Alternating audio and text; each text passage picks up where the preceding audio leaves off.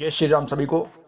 अशौच काल में या सूतक काल में किसी की मृत्यु हो जाने पर जो कर्म करता है, जो दाह संस्कार करता है, परिवार का जो सदस्य जैसे बड़ा पुत्र है वो दाह करता है, उसके क्या नियम होने चाहिए, उसे 12 दिन तक क्या नियम रखने चाहिए और जो परिवारजन हैं उनको क्या नियम आदि रखने चाहिए, उनके बारे में हम बता रहे हैं जो शास्त्र के दृष्टि से अति महत्वपूर्ण है।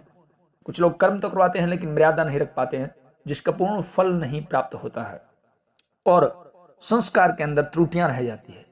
अशौच काल में दाहकर्ता और सैपिंडों के लिए यानी जो पिंड क्रिया करवाते हैं उनके लिए क्या नियम है वो हम बता रहे हैं। शास्त्रानुसार पहला नियम है कि प्रथम दिन खरीदकर अथवा किसी निकट संबंधी या ससुराल अथवा ननिहाल से भोज्य सामग्री प्राप्त करके ही कुटुंब सहित भोजन करना चाहिए। याज्ञवल्क्य स्मृति में ऐसा कहा गया है। प्रथम दिन का ये नियम है। आगे कहते हैं कि इस काल में, सूतक काल में, ब्रह्मचार्य के नियमों का पालन करना चाहिए। भूमि पर शयन करना चाहिए, किसी को ना तो छूना चाहिए और न किसी से अपने को छुआना चाहिए, क्योंकि हम सूतक काल में होते हैं, अशुद्धि काल में होते हैं। तो हमारी कोशिश यही रहे कि हम किसी को छुए ना। सूर्यास्त से पूर्व एक समय भोजन बनाकर करना चाहिए। संभव हो तो सूर्यास्त से पूर्व एक समय भोजन बनाकर करना चाहिए।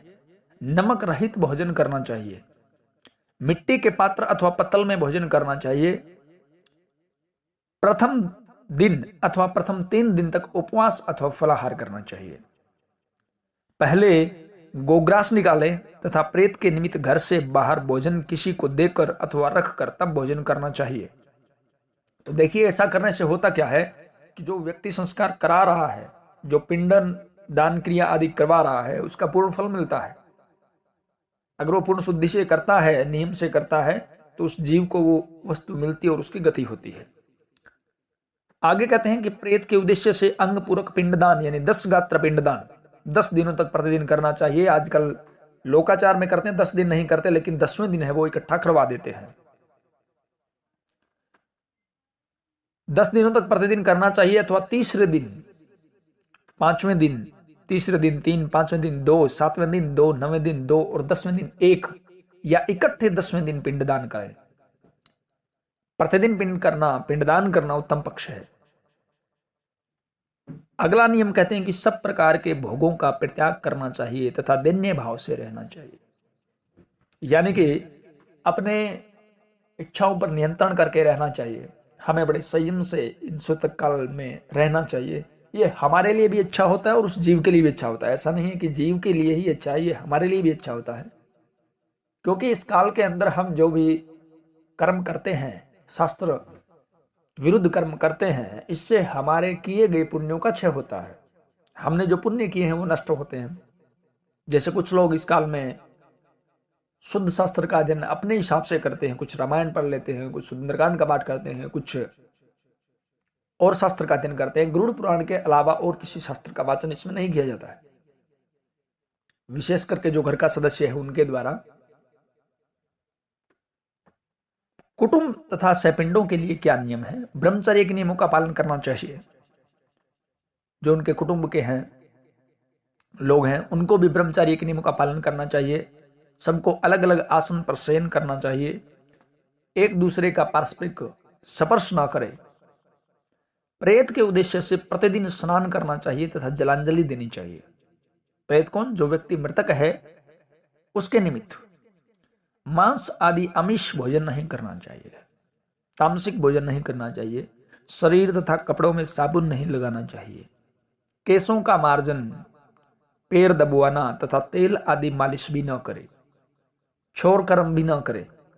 जब शास्त्र के द्वारा जब कहा गया है तभी छोर कर्म करवाए, यानी बाल आदि कटवाए, अन्यथा ना करे। पहले, तीसरे, 7वें तथा 10वें दिन बंधु बांधव एक साथ भोजन करे, इससे प्रेत की तृप्ति होती है। प्रेत संबंधी क्रिया से अतिरिक्त अशौच में संध्या, दान, जप, होम, स्वाध्याय, पितृतर्पण, ब्राह्मण भोजन तथा व्रत नहीं करना चाहिए, ऐसा शास्त्र का मत है। क्योंकि जनाना शौच तथा मरना शौच में, यानी जन्म के शौच में सूतक काल में और मरना सोच में प्राणायाम मंत्रहीन करना चाहिए, मंत्रों का उच्चारण नहीं होता है। और मार्जन मंत्रों का मानस उच्चारण करना चाहिए, मानसिक जाप करना चाहिए, मार्जन करना चाहिए मानसिक जाप करके, तथा गायत्री का सम्यक उच्चारण करके सूर्य को अर्घ देना चाहिए। यानी कि सूतक काल में मंत्रों का उच्चारण नहीं होता है, दीपक आदि क्रिया नहीं होती है, केवल मानसिक भाव से किया जाता है। मंदिरों में नहीं जाना चाहिए, देवताओं की पूजा नहीं करनी चाहिए, और देव मूर्ति का स्पर्श बिल्कुल निषिद्ध है। किसी प्रकार की देव मूर्ति को, उनके स्वरूप को छूना नहीं चाहिए। दान करना और स्वाध्याय करना भी वर्जित है। स्वाध्याय भी इसमें हम नहीं कर सकते हैं, इससे भी हमारे पुण्यों का क्षय होता है। दान हम कर नहीं सकते क्योंकि वो अपवित्र हो गया हमारे हाथ से, हम करवा सकते हैं, कर नहीं सकते हैं। किसी को ना तो प्रणाम करें ना आशीर्वाद दे। किसी की मृत्यु है, सूतक काल लगा हुआ है, हम वहां पर जाते हैं, अज्ञानतावश कुछ लोग प्रणाम करते हैं अपने से बड़ों को, जैसे हम स्वाभाविक रूप से करते हैं, और वो उनको आशीर्वाद भी देते हैं। ऐसा बिल्कुल नहीं करना चाहिए, क्योंकि आशीर्वाद की वो अवस्था नहीं होती है और छूने की अवस्था प्रणाम की वैसे भी नहीं होती है। दूर से हम उनका अभिवादन कर सकते हैं। घर में प्रतिष्ठित देवताओं की पूजा किसी ब्राह्मण से या ऐसे गोत्री संबंधी से अथवा देवालय में भिजवा कर करवाएं, समय न करें। जैसे लड्डू गोपाल आदि कुछ लोग रखते हैं घर में, या नियमित रूप से शिवलिंग की वो अर्चना कर रहे हैं, भगवान विष्णु की उपासना वो कर रहे हैं, जिसमें नित्य वो स्नान आदि करवाते हैं, वस्त्र बदलवाते हैं, तो वो खुद ना करें।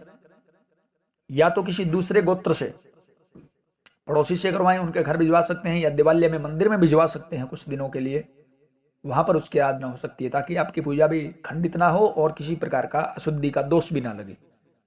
दूसरे का भोजन नहीं करना चाहिए, अथा दूसरों को भोजन भी नहीं कराना चाहिए। अपनी अशुद्धि का, अपने घर का किसी दूसरे व्यक्ति को ना भोजन करवाना चाहिए ना करना चाहिए। हवन आदि के बाद में हम भोजन किसी को करवा सकते हैं।